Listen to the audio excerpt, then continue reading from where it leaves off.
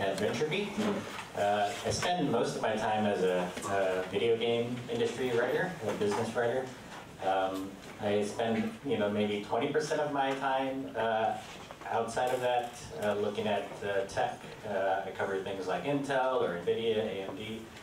So a lot of semiconductor hardware space. We cover a lot of startups at VentureBeat. And over the last couple of years, of course, a lot of the funding has been going into the direction of blockchain companies or crypto companies. And so I started writing more about these. I think the first ones I probably wrote about were outright scams, maybe, right? And I didn't know that. But over time, the quality of the startups, the amount of money raised, a lot of the backers that have gone into it have gotten just a lot more interesting. And so it's been very fun to learn. I still kind of dabble in this among doing a lot of other things, like writing about Call of Duty, right? They're really important things, right?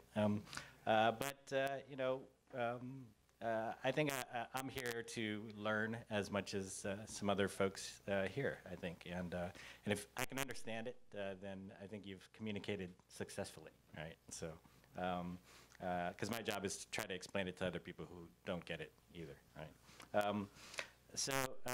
We do have our own conferences. We have a VentureBeat Summit coming up in a couple of weeks. We have, sorry, next week. And we have a GamesBeat Summit that I organize coming up in April, and that's going to be in Los Angeles, April 23rd, 24th. That's what I do. I've been writing for 28 years, 10 years at VentureBeat. I think I'm close to 15,000 stories written during that last 10 years or so. It's been busy. Sometimes there are 10 stories a day to do in this area. I enjoy it. So I'm happy to be here. I'm going to have my panelists introduce themselves. Hi guys, my name is Nicolás Arqueros and I'm the CTO of Emurgo, which is part of the Cardano project. I'm going to explain you more about that later, right? Yeah, we're going to just go down the row first. And, yeah. Hi, I'm Brendan Ike. I'm to blame for JavaScript, also co-founder of Mozilla with Jamie Zwinski and others, and did Firefox after taking Mozilla out of AOL, and now doing Brave and the basic attention token. Hey guys, I'm Boris Roznikov. I'm Director of Partnerships at Stellar, used to be Stellar, now Interstellar, which is a new entity that I'll tell you about shortly. So why don't we start with Nicholas, and you can take some minutes to describe, what your project is, what you do. If I can understand it, that's great. But I'm sure these people understand more than me. What relation to Okcoin, why you're here as well. So go ahead. Thank you. So I'm going to give my best try. I want to warn you guys, I took a long flight to be here from Frankfurt. So I arrived here like 3 hours ago. But as you see, I have a lot of energy, so let's see how it goes. So first, about Cardano, I would like to explain you that how my company, Emurgo, relates to Cardano. So Cardano is not actually a company, but a group of 3 companies. So first, we have what is Cardano Foundation, which is a non-profit that works with the community and regulators. So this is Cardano Foundation. We have a second company called IOHK, Input Output Hong Kong, and they are like the researchers and developers of the protocol. People that create protocols, and we have developers that implement these protocols. So this is the second company. And we have a third company called Emurgo, where I'm the CTO. And Emurgo is like the consensus of Ethereum, but for Cardano. So this is something that I wanted to explain you first, and then I want to explain you what is Cardano, what are we looking for, how it's different from other crypto projects. So basically, Cardano is trying to deliver the most advanced features that any other protocol has bring to market so far. So this is something really ambitious to say, and I will going to try to back it up. And I think for this is really important first to explain how we want to achieve it and what we have done so far and what are we doing after that. So first, I wanted to explain you about our working philosophy, which is really important because it's part of your culture, and that translate to how you develop your product. So first, I think it's really important to say that we are like a cryptocurrency research phase. And I would even dare to say that maybe we're like the most research phase. What this means? That, for example, in IOHK, there's a little over like 160 people. And from those 160, around even a little over 30 people are researchers. People that have been like working in cryptography for like dozens of years, even before blockchain went mainstream. And most of them, they have PhDs, and we have specific partnerships, collaboration with some of the best universities around the world, like Tokyo Institute of Technology, University of Edinburgh, University of Greece, or even one university here in the US, but in an indirectly way, which is the University of Urbana-Champaign. So what we do, we create research, because for blockchain it's really important to be in the state of the art.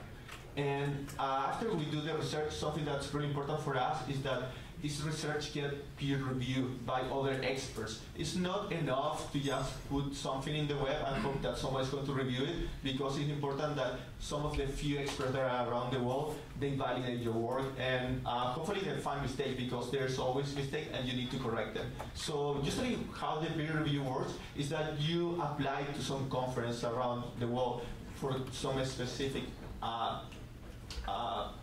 subjects. For example, there is crypto, which is one of the best crypto-related conferences in the world. And something that's really interesting is that when you apply, you don't put your names, and also you don't know who in the industry is going to be reviewing your paper. And this is important, so the names of the people don't work in how they're like valuing your work. And after you get, for example, accepted in a conference, and people can see your work and you get reviewed by it, maybe you can be more assured that you're doing a good work and it has been validated for like people in the specific industry, and then you can start thinking about development, yes, at this phase. And for us, something that's really important and we are trying to push is that we do a lot of formal verification and high assurance. What does this mean? That actually, for example, you do some research, let's say proof of stake, but maybe the research is pretty good, but maybe the developers implement something a little bit different that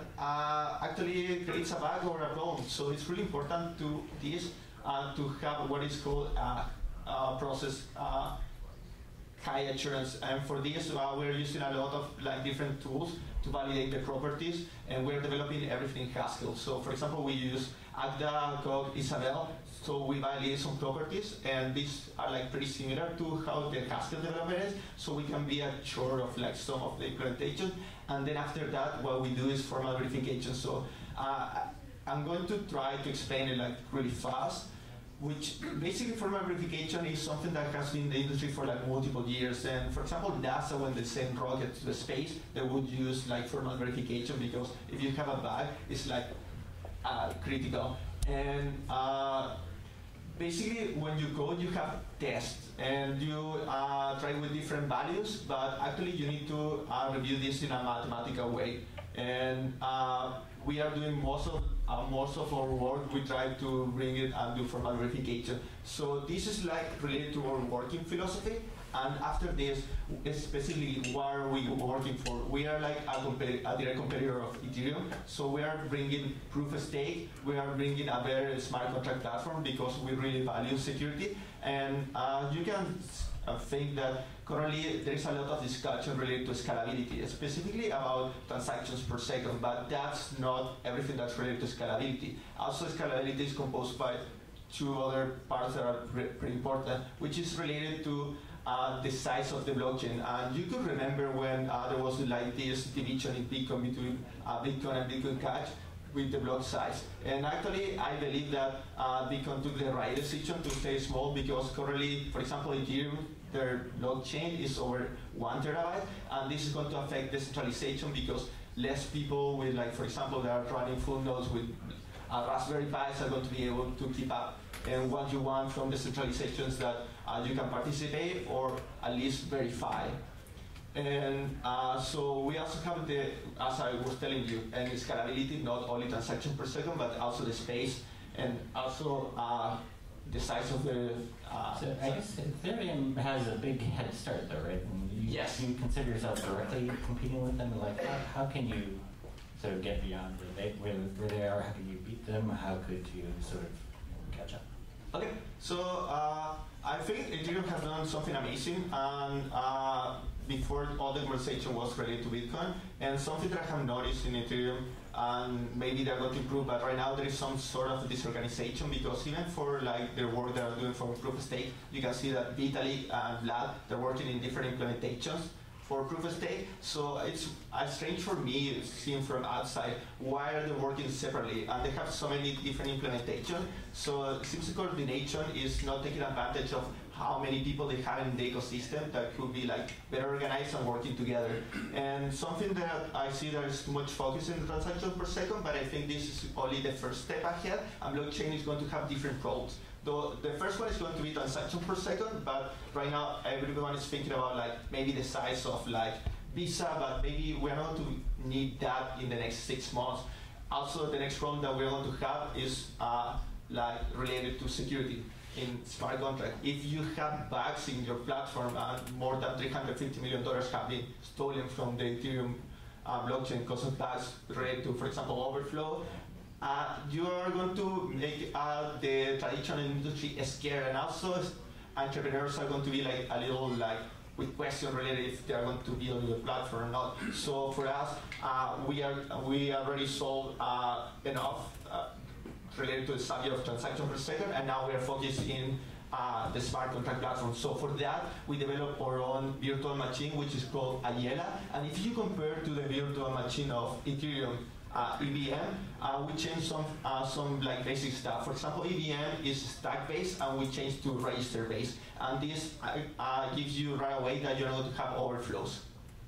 This is a big one because most of the bugs that you have seen in Ethereum are related to this. And also there are other problems that are with Solidity. Solidity, you can think is that... So I got fewer bugs. Fewer bugs is an advantage. Yes, and also we're thinking about the platform that it's going to be easier to format verification, which is extremely important. And when you're developing a startup, you are thinking about getting to product market fit, and also you're thinking about scalability. And my personal bitch is that also you want to be thinking about a third component if your startup is related to blockchain, which is going to be security. And this is something that's going to be gradual because security is really expensive, and it's a long process. Okay. But let's leave it there for now, and let's get Brendan started on describing yours. Sure. Hi. So when I talk about the basic attention token, I'm going to talk about Brave as the tip of our spear. It's a product that gets users. It's a browser that's much faster than Chrome because Google can't block ads and trackers. So we use the triangle logo for the basic attention token. The essential parts of the whole system that funds most of the visible web, apart from subscriptions or donations or crypto wealth, is advertising, and we're trying to take the best parts of the visible web and lift them into a cleaner ecosystem. So we have users, we have publishers or creators, including YouTubers, we're paying already, and we have advertisers as an option. We can't count advertising out. I know a lot of people don't like it, but it funds like 100 billion digital ad spend this year in the US alone. It's crossing over with television. It'll be $1 trillion globally in a few years, every year. So we take the approach of getting users first with a better browser, but we're building a platform, and we'll take the token to other apps as we prove it, and we shrink the endpoint software requirements, and we put as much on-chain as we can. We're on Ethereum, we're an ERC20 token, but we do very little transacting on-chain right now because we need anonymity for our users. So we're supporting a browser that by default is much faster because it blocks tracking scripts. I created JavaScript, so I know something about it. It should be blocked 90% of the time. That gives you much faster web browsing, much safer, much more private. If you block the right scripts. But our users are ecologically minded. They see that this hurts their favorite sites because they know even if they never click on an ad, there's a fraction of a penny per impression just from the ad appearing, or sometimes seeming to appear, or maybe it didn't appear, but it counted anyway. Facebook's having trouble with this sort of measurement. Anyway, blocking ads hurts. So our best users said, why can't we give back? And we prototyped something with Bitcoin that allowed them to, if they bought their own Bitcoin, fund a wallet in the browser up to a limited balance, because users lose their keys. We all do. But if it's a small balance, you're willing to just fund it, take some chances, and let it be trickled out anonymously as a way of giving back to your favorite sites. Problems we ran into with that were Bitcoin got super expensive before Bitcoin Cash forked, and we had to make people buy Bitcoin, and it's not that easy for the average person to do this. So we did the basic attention token. We did a token sale to fund the larger project. We also created a pool of tokens before the sale that would give out to users and creators to scale the ecosystem. How much did you raise? We sold $1 billion after pre-creating 500 million tokens. So there's 1.5 billion total ever. It's a capped sale. We notionally raised almost 36 million at the time, but we were paid in Ether, and Ether went up. So we did well. We also benchmarked much larger sales like Status, Bancor, Tezos. And I have to say, sometimes too much money is a problem. I've seen this before with venture capital. So we did well with the token sale, but the most important thing to me was creating that growth pool before the sale to give out to users, because that is like 90 million in value today notionally, but we're giving out in small amounts to reward users monthly so that they don't have to buy their own crypto. They can just start with a grant from us, and they get a new grant every month. If creators like our over 14,500 YouTubers want to promote Brave to their viewers or subscribers, they can get a referral code from us and essentially become affiliates, and they get rewarded in the basic attention token, $5 per new monthly user. We have an anonymous way of proving the new user arrived. And we have to fraud proof this, of course, but we can then reward the creators with BAT. So the BAT has a utility model already. It's anonymous contributions, rewards to creators, and we're adding opt-in advertising, because everything we do above baseline defensive browsing is optional and consent-based. And we're partnering with some big publishers. We've already announced Dow Jones Media Group, and we're talking to a bunch of others, because all the publishers have been seeing declining ad revenue over time, not just due to ad blocking, but due to all the sort of intermediation that happens in the current ad tech world. All those JavaScripts come from various companies that try to profile you and spy on you. Sometimes through ad exchanges, they're actually malware vendors. They're putting ransomware on your PC through what looks like an ad. Other times, there are fraudsters taking real ads, putting them on fake sites, having fake bot users click on them, review them, and getting paid. They're actually fooling the people who buy the ad space, the brands, like the Procter & Gamble's of the world, or the General Motors. They're fooling them into thinking it was a real human, and they're paying them. So we block all this stuff, we recreate it in a tokenized way, and as we scale the system, we're going to bring the BAT to other apps. You can imagine browsers, podcast apps, video apps, games that use in-app advertising. So our first guy's taking on Ethereum, you're taking on Chrome, right? and ad tech, I would say. Okay, all right, just getting this straight. So how many users do you have now? And I guess, do you have like a competitor that's also going for the same YouTubers in the same way you are? So those are your questions. I announced this on Twitter at the beginning of October, 4.6 million monthly active users. We're going to hit 5 pretty soon. And then we're rolling out more features and a better version, the desktop version of Brave. So we don't see other browsers that are blocking by default in the West. This was something UC Browser, UC Web did by default. It grew very well in India, Indonesia, other places. It was bought by Alibaba.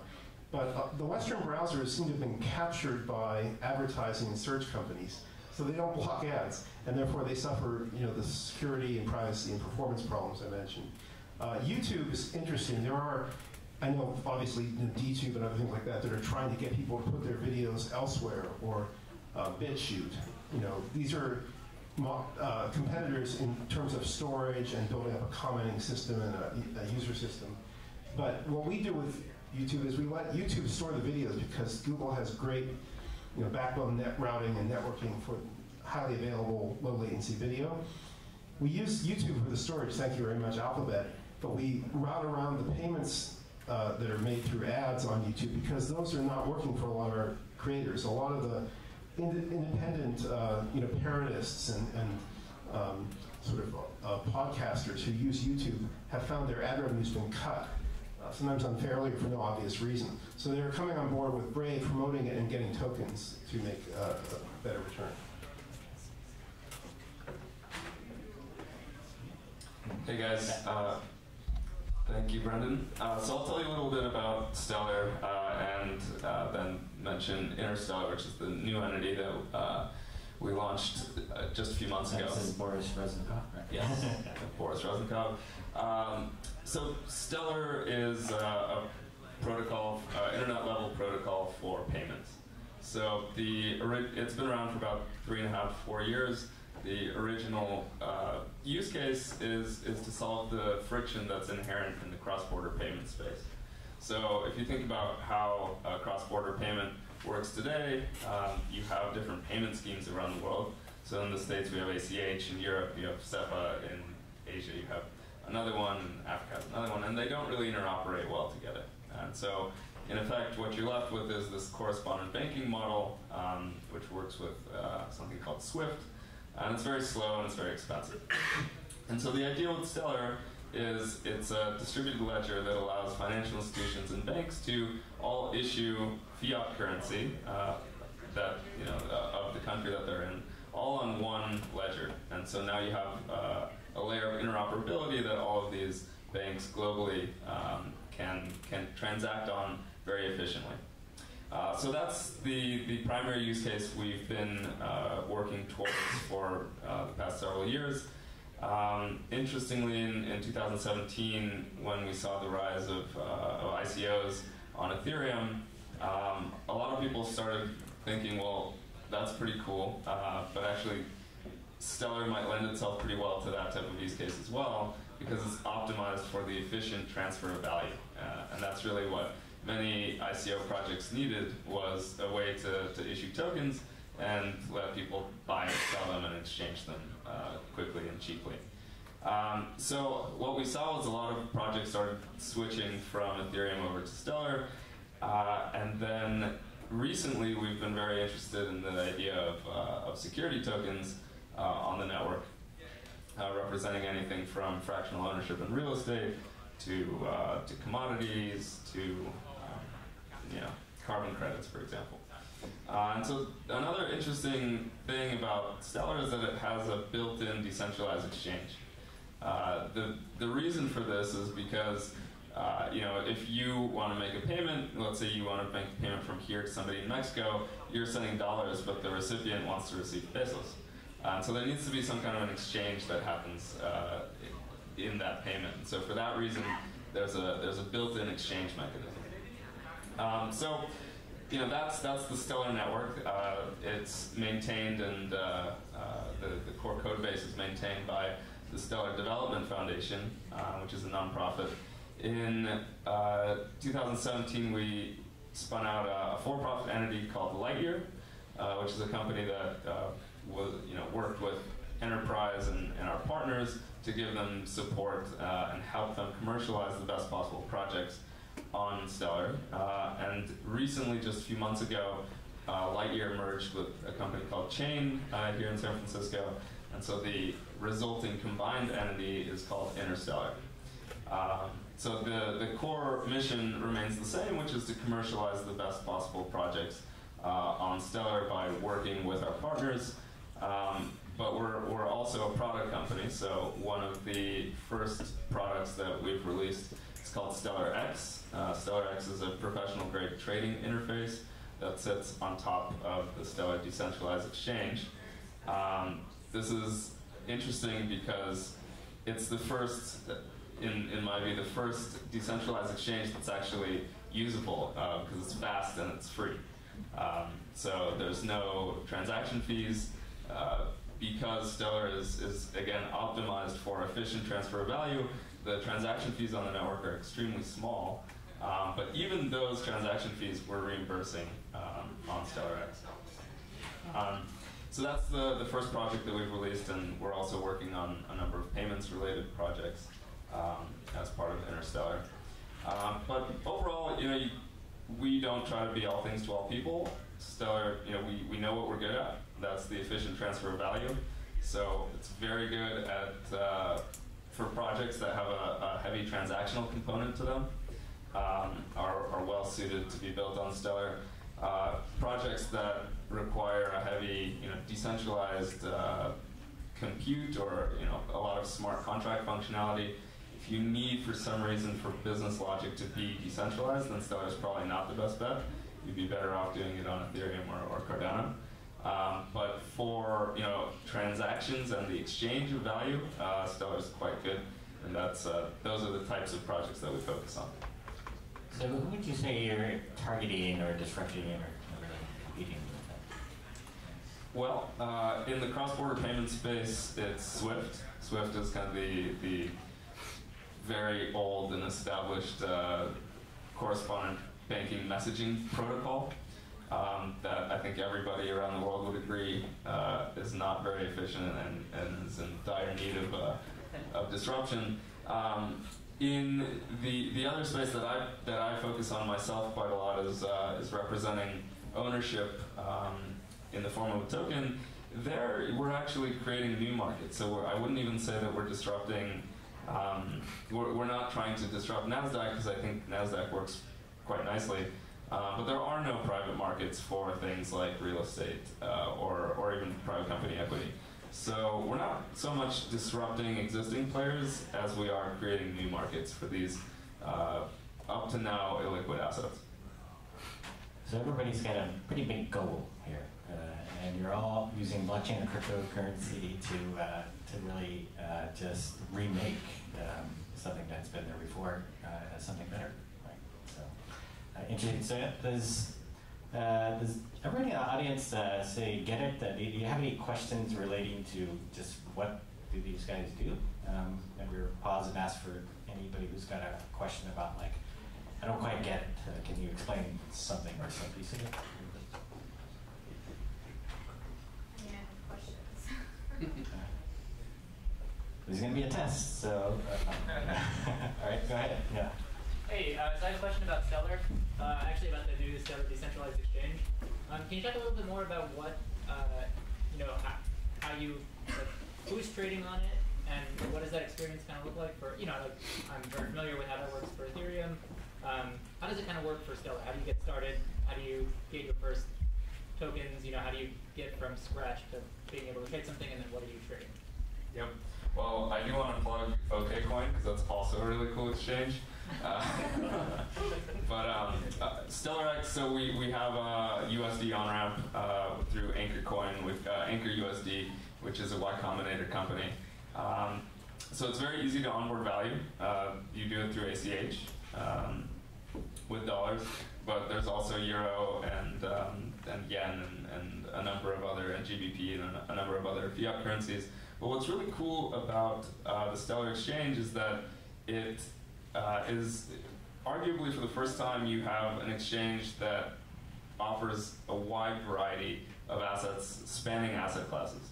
So you have fiat currencies, you have all sorts of crypto tethers, you have native Stellar tokens, which are some of these ICOs that have taken place on Stellar, and then you have increasingly security tokens that are being offered on Stellar.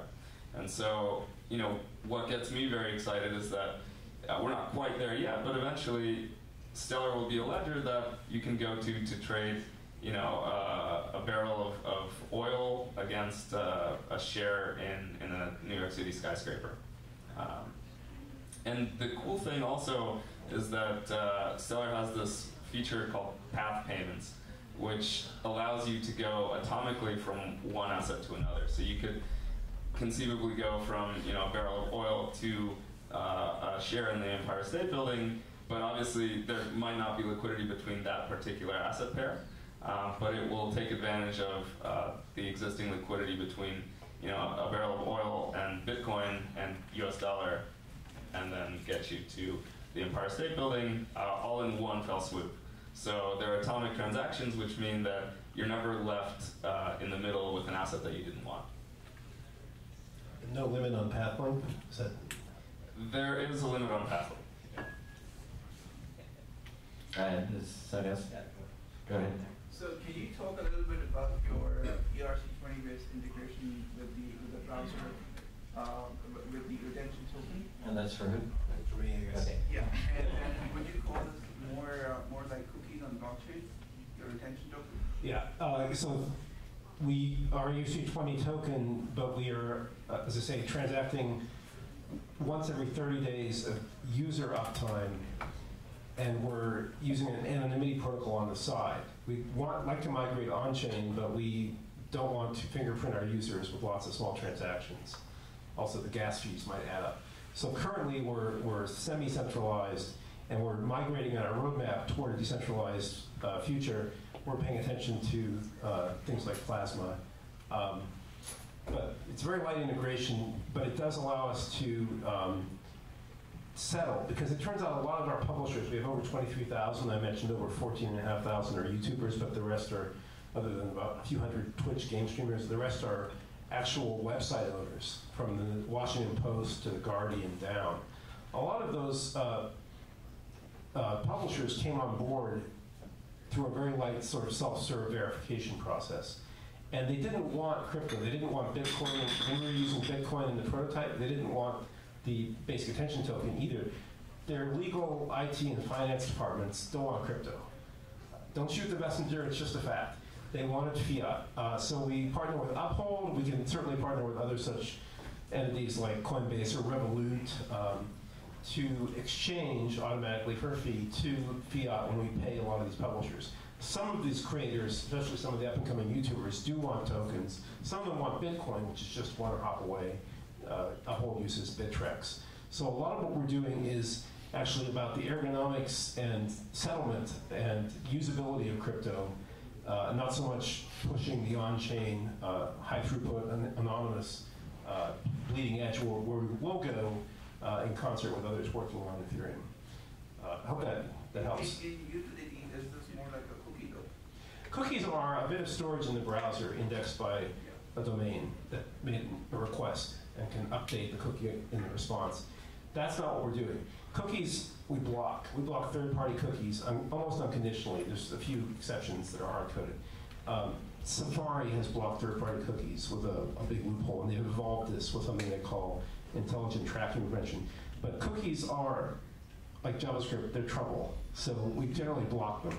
What we're doing instead is trying to have a unit of account that can be measured against authentic attention. So there are multiple parts to this. One is just the token economics. The other is the actual endpoint requirements to have a real human. I mentioned bot fraud for advertising. It's huge.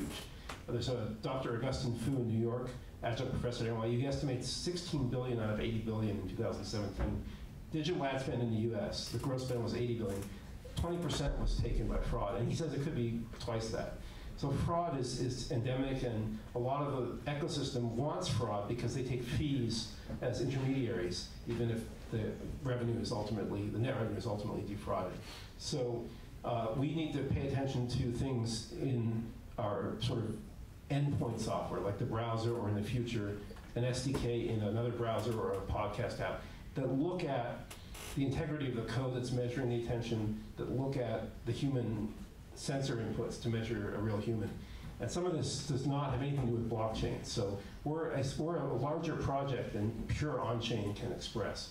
But I just wanted to paint the picture. So cookies by themselves are just a tool for storing tracking information across the web as you browse, and we block them. Brendan, if gas prices are an issue with that, you should move over to Stellar. Like 30 days off time, it's nothing. And we actually optimize with Uphold to do some things off-chain, but we do peer-to-peer. We're going to do more peer-to-peer as we go. We can always hop to a better chain. I'm not worried about it. But yeah, Stellar's good too. Any other sort of more basic questions? Yeah, go ahead. So how far is the Cardano subsystem for smart contracts? So when we can start developing something like decentralized exchanges or tokens? And other follow-up questions is it going to have a ceiling, because scaling is now a huge problem for US and Israel. Okay. So answering your first question, we developed our virtual machine, which is called Ayela, and we already have the testnet, so you can work on that. One of the big improvements, as I say, was that register-based, so it avoids overflow. The second one, that's human readable. So for example, when you have EVM code, bytecode, it difficult to read, and sometimes you want to be really smart about how you tune up the gas usage because you want to use as less as possible. And the second part is that obviously most of the developers are in Ethereum and they're developing Solidity, so we also implemented Solidity, which compiles to Ayala. We did some small tune apps to Solidity, but 99% of the code is much of the same. But for example, we eliminated delegate call, which causes a lot of the problems. So we already have the testnets for smart contracts on our virtual machine. So we are waiting to finish the development of like our proof of stake, and we're going to glue everything together, and that should be ready first quarter of next year.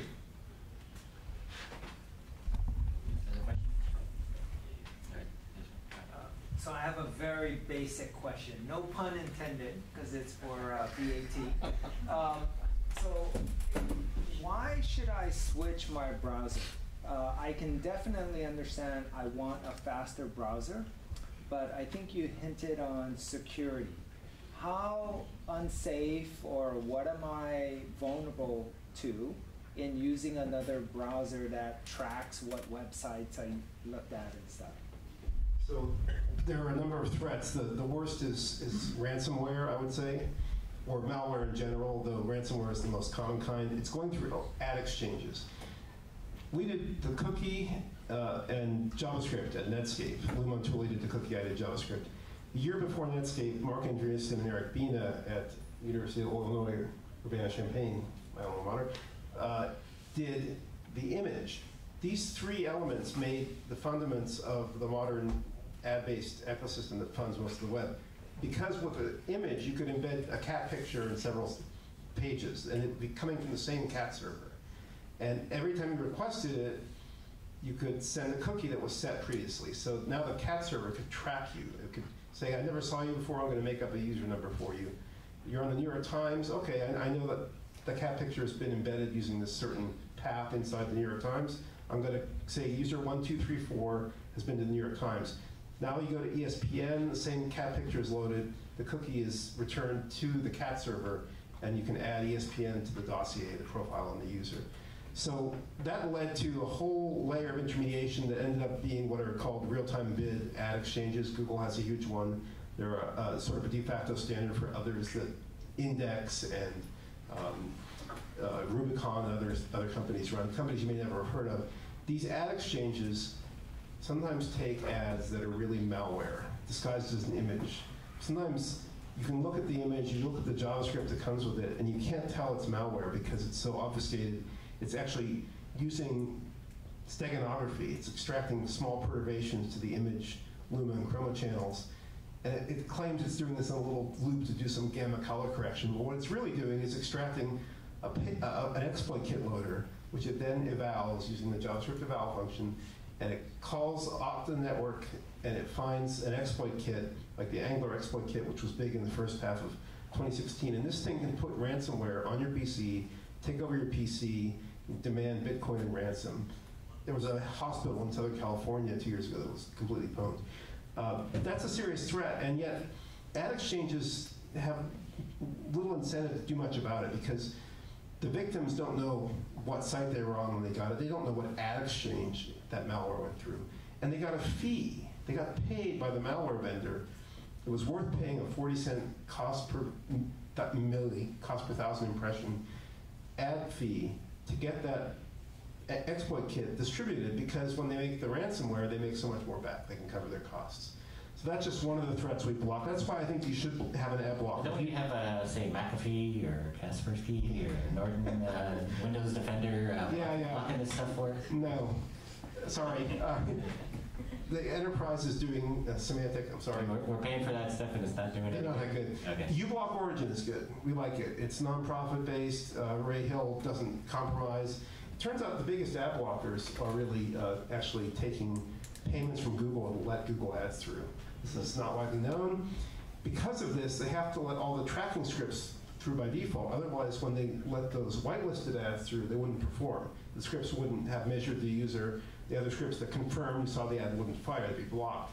So the big ad blockers, AdBlock Plus, AdBlock, Crystal Blocker, are in this pay-to-play business. They don't block all ads. They don't block trackers by default. You have to turn on the easy privacy option. Brave blocks everything by default. And the reason this is important, besides the performance win and the safety from malware, everybody's worried now about being profiled and retargeted by ads or possibly being subject to manipulation through Facebook and other platforms. Facebook's been getting it in the press. It's been a bad year. It's been a bad week. But Google isn't much better, and Amazon is kind of out there vying for third place in the Hall of Shame. So I think you should block. If you don't use Brave, use uBlock Origin on Chrome. It's good. Brave's faster. Okay, good. You mentioned STOs recently. Can you speak to, I guess, how recent was that, and then what has Stellar done since they started considering it in light of the STO hype? Yeah, it's something that we're working on right now. We take a very different approach to how this is done on a technical level than on Ethereum. So in Ethereum land, everything is smart contract based, and the crypto diehards will say that everything needs to be decentralized. But the truth is that when you're talking about securities and a regulated environment, the argument for decentralization kind of goes out the window. Because you have to comply with the reality of securities regulation. And so the approach that we're taking is for a rule set that governs trading restrictions, for example. Instead of baking this into a smart contract that's kind of baked into the token itself and enforced by the blockchain, let's create an off-chain signer service, an off-chain rule set. It's very easy to maintain and make changes to as regulations evolve, and use Stellar's native multi-sig functionality to enforce that. And so, that's better. That's a better approach in our view for a number of reasons. People started doing security token issuances on an ERC20 basis in the early days, and they spent a lot of effort encoding these transfer restrictions, and then they realized that it wasn't enough to comply with everything they needed to comply with, and so what you saw is they needed to upgrade from ERC20 to a different standard, which meant that they had to take tokens off the market for 6-7 months and reconfigure them. And when you're doing all this stuff in Solidity, it's very difficult and it's time consuming. It's much easier to do this in an off-chain environment and then enforce it with multi-sig on the chain. Curious what you see as the end state for Brave. If everyone switches over to Brave tomorrow and you can no longer subsidize your users and you have a consumer base which has been sort of conditioned to give away their privacy for supposed free services, how do you make the economics work in the industry? Like where do you hope the end state ends? So first of all, we would never corner the market. We would demand a recount if that happened. We would get, I hope, 27%. That was the most Firefox got in 2011 after Chrome, but then it fell inevitably to distribution marketing power of Google. What we're trying to do is move web standards. Firefox did this when it was much smaller in terms of browser share, and it almost punched above its weight while it was rising because it was attracting lead users, and that's what we're doing. So lead users, it's a term of art, I think Eric von Hippel at MIT uses. He studied how user innovation networks actually create whole new categories. He talks about historically plumbers created their own tools 100 years ago. These became standardized over time, became made by tool makers. But windsurfing was created. It was a user innovation created sport. And arguably Nike, running shoes, and other examples. Web developers are often lead users. They're often inventing their own tools or languages. So we aspire to get the lead users and the stubborn minority of ad blocking and tracking protection users, and we can move standards. And Safari, to the extent that it is protecting against third-party cookies and tracking, is an ally in this. Mozilla is finally doing something about tracking protection in Firefox after having the code years ago. So we're working with browsers through this lead user effect, through these minorities of the market. 27% is enough. And we're trying to move the web standards to a better place.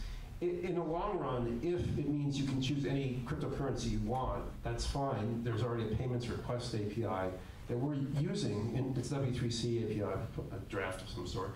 We're using it to do premium upsells that use the base attention token. You know how you go to a site that gives you 3 free articles and it wants you to subscribe? Usually it's asking for like a month or some ridiculous amount of money, and you know you're just going to be paying for stuff you don't read. You're going to be cross-subsidizing, and you're putting your credit card at risk. Nobody has really figured out how to get the publishers to band together. Tony Hale, who founded Chartbeats, is trying to do this with Scroll, but he's got to sell the publishers on this portable paywall. We can do this in Brave, and we'd like to make web standards for it. So if you have tokens, you have crypto lying around, you can just buy an article and do it anonymously. This has some other requirements, like when you buy it, you should get a receipt that doesn't identify you but proves you bought it. So that can be a blind signature receipt. So we're working on a broad agenda of standards that don't all mean that we have to conquer the world, and we will take the back to other apps, as mentioned. I want to try a question here. So if you think back like a year ago, like was there something that could have killed you that you overcame, and why is that not a threat to you today? I guess all 3 of you can take a stab at it if you wish. Okay. So more than a year ago, we did the token sale, and my biggest fear was Solidity. I met Stefan Twal when he was still with the Ethereum Foundation in the London office, and it was July 2015. He was very cordial to host us, and we talked about doing what I was then calling Bravecoin, but I couldn't do it. I didn't want to do it on blockchain. Ethereum was too new. I had to wait for tokens to emerge, so we saw Golem launch, and we saw First Blood, and we decided to do the basic attention token. But when I first met Stefan, he showed me some Solidity code, and I said, oh no, this is like JavaScript with sort of ad hoc contract language, fully dynamic language. And he gave me some code for wallets, and I set it aside because I had to build Brave. And then after the DAO attack, I looked at it, and it had the same stupid recur till empty flaw. So I'm glad I didn't use it. The biggest fear for about a year and 4 months ago, was the token failing because of problems with lack of formal methods. Thank you very much. Good to see Stellar and Cardano doing better on that front. I think Ethereum has some really smart people working on it, and there's even work to improve the Solidity compiler, but there were just mistakes were made. So that was my biggest fear then. I actually don't worry too much about outside threats because we have Google in a quandary. They cannot block ads and tracking. It's their main revenue source, search, but also DoubleClick and so on.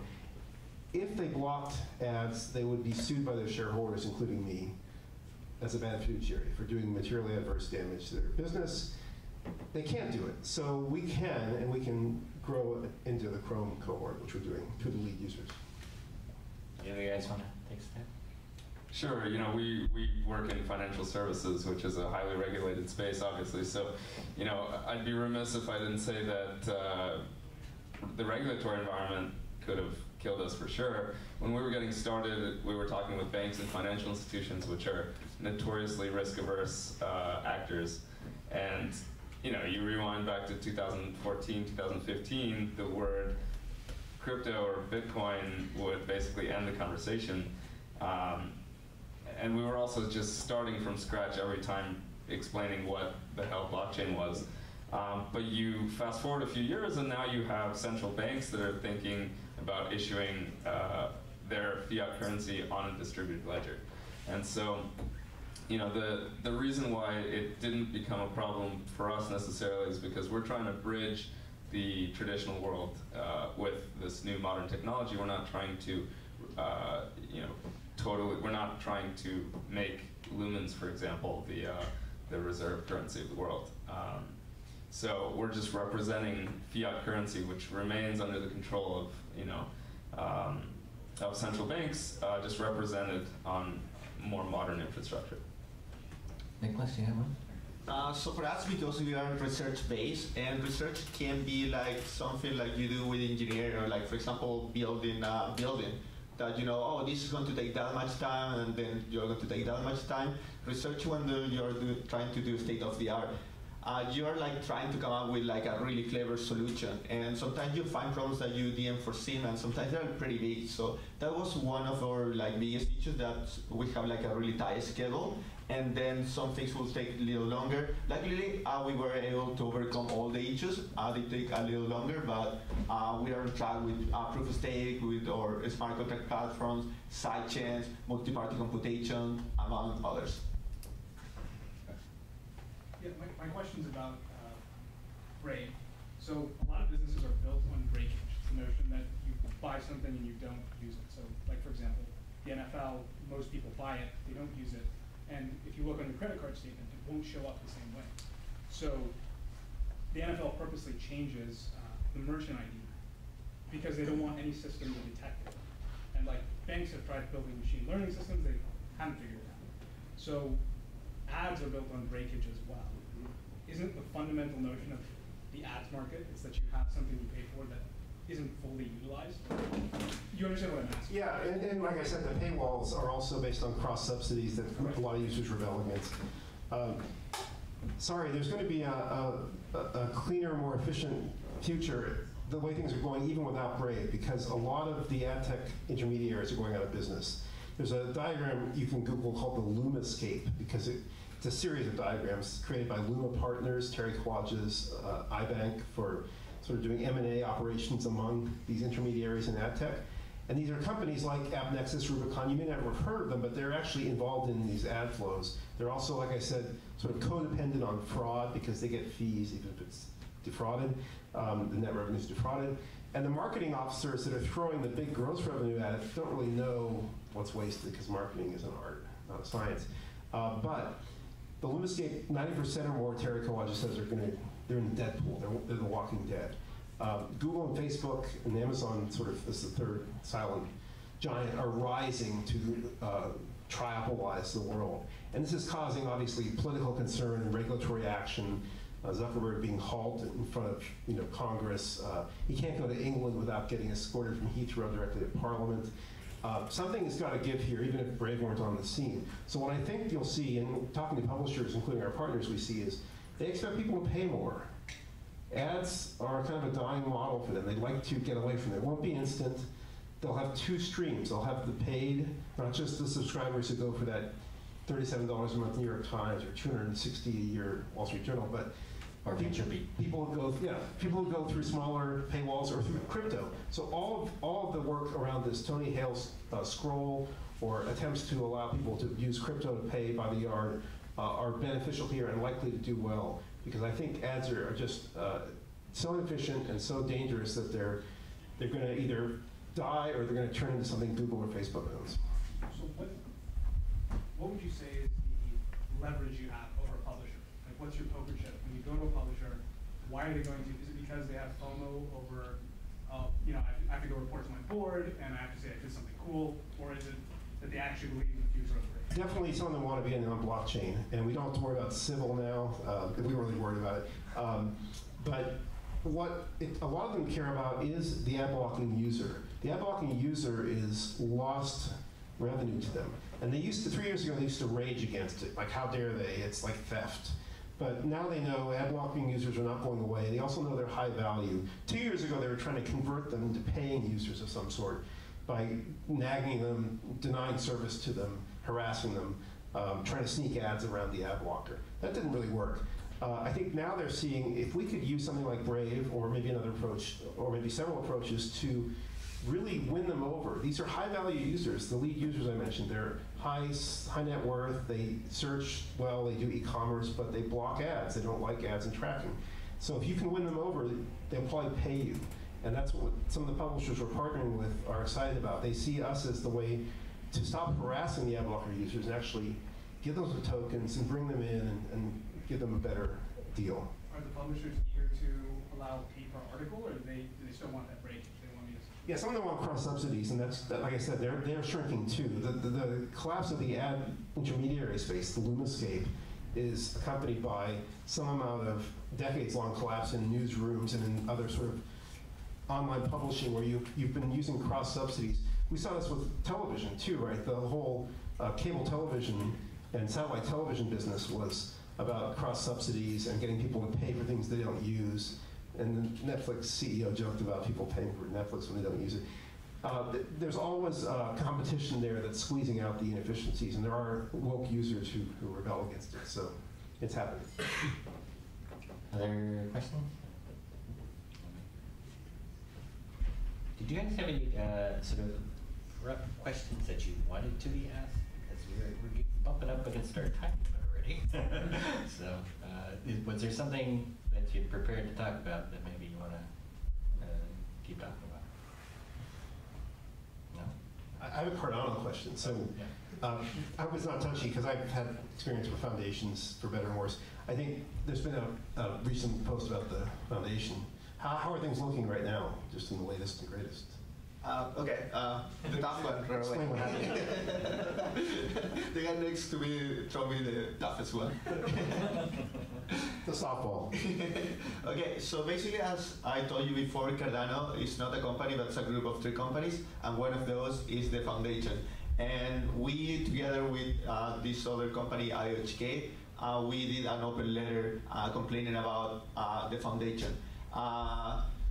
Some of the things that were really important and that you expect from the foundation is that it's going to boost the community, help developers, be there, support like meetups, support like people that are using like maybe the branding or trying to create something. And actually, what I personally feel is like the foundation was acting more as a cop, like trying to do like trademark things and like pushing down developers, which is something that really annoyed me. And they haven't used like the funds, and they have been trying to use everything for free, and also they are not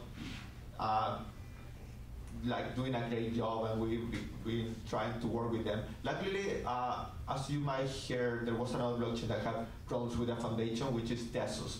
But as different or organizations different from them, because the foundation in Tesos controlled the money. So if the foundation wasn't behaving well, the developers and researchers, they didn't get the money. And that was a huge problem for Tesos, and they were like freeze for long. But in Cardano, we got another organization, and in the beginning of like the era of like developer of Cardano, all the organization got like a fair amount of money depending on what was their goal. So no matter like the problem that we have with the foundation, IHK and Emurg are fully funded, and we are going to continue doing what we are doing. And actually I think like the problem making like public from the foundation is actually better, because they were not working doing their job, but now that's something that also the community shares their vision. We in Emurg and also IHK, we're going to start like spending more in boosting the community. We're going to have to like strike or like seatbelt a little bit, but I think it's not going to be a problem, and actually things are going to be improved because we're going to take over that. That's cool. So who has the trademark or trademarks? Is that the foundation, or is it split out? It's kind of split up, and the foundation kind of like handles it, but they don't own it. And like the other partners also have like direct access to trademark because we're part of the project. Very good. So you have some redundancy, or some. You have this 3-part structure. So you have at least 2 of the 3 parts that can sort of take over if the foundation falters. Yeah, exactly. I think we're close to wrapping up, but do you guys want to talk about the future of some? Like, what are you going to be doing in 2019, or what's your next major sort of piece of your project that is rolling out? Sure. So one thing is we're interested in adding more assets representing various asset classes that can be traded on StellarX, and just high quality assets on Stellar is important to us. So we're going to continue courting and working with the high quality projects that are issuing assets. And then, like I said, Interstellar is pushing further in the payment space. There's a lot of inefficiencies that we think we can solve with the Stellar protocol. Part of it is also pushing the envelope in scalability. Obviously, scalability is top of mind for every chain. We are lucky to have pretty good scalability right now, but if we achieve our goals, then we're going to hit up against the limitations that we have now. So we're working on a Lightning Network implementation, payment channels that will help with that. So that's also on the roadmap for 2019. We're focused on growth, getting more publishers because we have enough users now that we can attract them. And then the publishers bring in more users. We're trying to get these little paywall dialogues, these soft paywalls that bother you. You've read 3 for your articles. You can clear the cookie and start over. It's a first-party cookie. But we'd like to have that dialogue say, if you're using Brave, you can just buy another 3 articles with some tokens you already have. So that, we think, will be a growth opportunity for us to get publishers and then get more users. And we're bringing advertisers into the mix because, like I said, we can't count out the $100 billion in the U.S. this year that's going gross spend in digital advertising, and 300 billion globally. We'd like to see if we can get some of our high-value users consenting to a private ad model, doesn't track them, does the matching of the ad against the user's data only on device, only with the data in the clear in your browser on device, and signals only with blind tokens, blind signatures. That is exciting too, because I think a lot of advertisers want that. A lot of advertisers are ready for any hot new technology that gets around ad blocking, gets around the GDPR regulation in a clean way based on local data, based on user consent. So we're building out with not only users, but advertisers and publishers. Nicholas? I forgot to answer one question. I wanted to answer that very fast. It was related to charting. So we have our proof of stake ready, and we already started working in charting, and we hope that we are going to release the paper mid-2019. And answering the question that you asked, for us, what I see is that in general, when you're creating something and you want to start getting penetration in the market, you have 2 ways. One, you can go to a market that already exists, but with something with new technology. But if you're creating if you're trying to create a new market with new technologies, that you're trying to have 2 miracles, which is really difficult. And so for that, where we are trying to focus in Cardano is to try to find what specific things in blockchain could get to product market fit, and try to focus more in the development in that specific side. And this is something personal for me, and I'm going to try to say where I think it could go in some areas. I think first that something that's really interesting is that maybe in the US it's not something that important. For example, when you want to buy stocks, it's pretty straightforward, and there are multiple apps that you can use, and some of them they're even without fees.